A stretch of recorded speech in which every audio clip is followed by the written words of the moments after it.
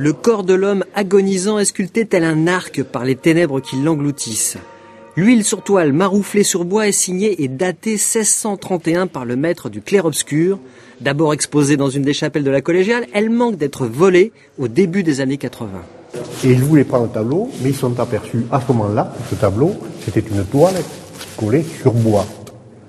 Donc c'était un panneau enlevé et là, ils sont partis, ils sont affolés, ils sont partis.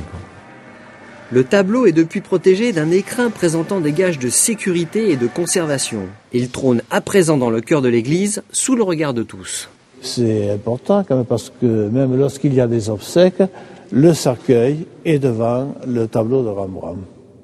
Lorsqu'il y a des baptêmes, les baptêmes se déroulent devant le tableau de Rembrandt. Et il y en a même pour les mariages. Ce Christ en croix fait partie d'une série de 8 commandés à Rembrandt par le prince Frédéric de La Haye.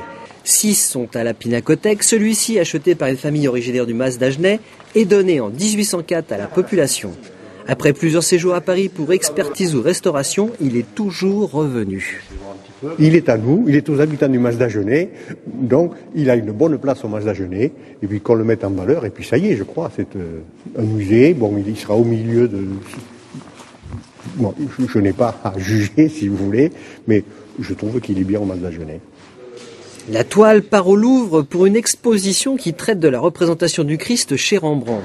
L'expo ira ensuite à New York, mais